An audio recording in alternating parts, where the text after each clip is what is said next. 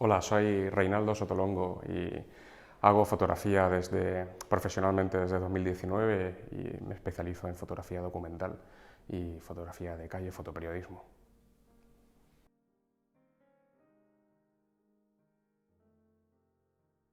Bueno, la intervención en el proyecto no tuve duda alguna porque me parece imprescindible. Una iniciativa así me parece brutal y que exista un registro de lo que pasó en la pandemia y donde todos los compañeros podamos colaborar y aportar y que quede ahí ese registro visual y ese documento de cómo se vivió en España. Me parece brutal, me parece imprescindible. Para mí ha supuesto pues un honor contribuir en hacer historia y, y además visibilidad, claro que sí.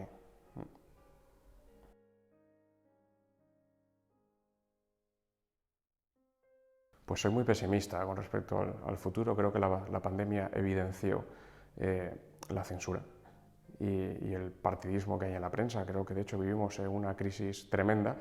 No ya estoy hablando de dinero, que también, estoy hablando de libertad de prensa, estoy hablando de independencia de la prensa. Creo que la prensa para una sociedad es tan importante como lo son la sanidad o la educación y que la pandemia dejó en evidencia el estado de salud actual de la prensa en España.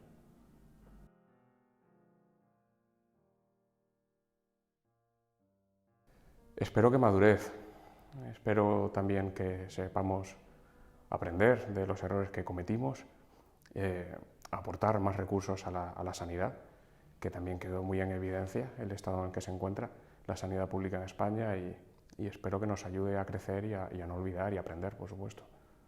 Si no, todo esto carece de sentido.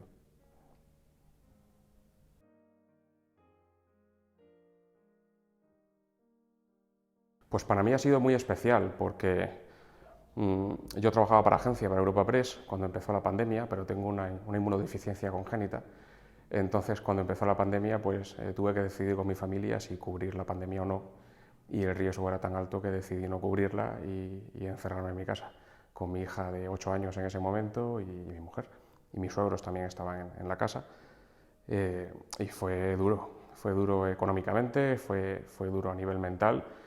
Mi hija estaba ya confinada antes de que se declarara el confinamiento. Mi hija obtuvo educación del Ministerio de Educación por mi salud para estudiar en casa cuando todos los niños se incorporaron al colegio. Ella siguió en casa todo el curso pasado y, y ha sido muy difícil, ha sido un reto tremendo, pero, pero bueno, lo hice realmente con la intención pura y dura de que mi hija tuviera un recuerdo de cómo había sido eso, porque su pandemia ha sido muy diferente y distintiva con respecto al del resto de la población, ¿no?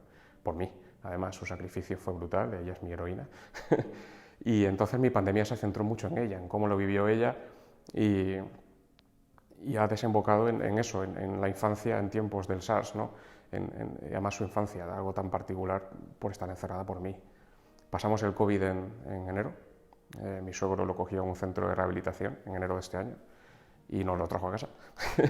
Y ahí acabó todo, yo acabé en el hospital y me ha quedado una miocarditis y bueno, con lo cual pues yo que había dado ya casi por terminado el proyecto, pues un poco que ha seguido porque en mí sí ha dejado secuelas el COVID.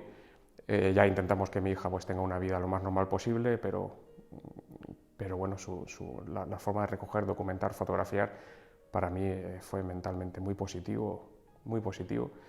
Y para ella también, y espero que sepa valorarlo en el futuro, el tremendo registro documental que tiene de cómo lo vivió.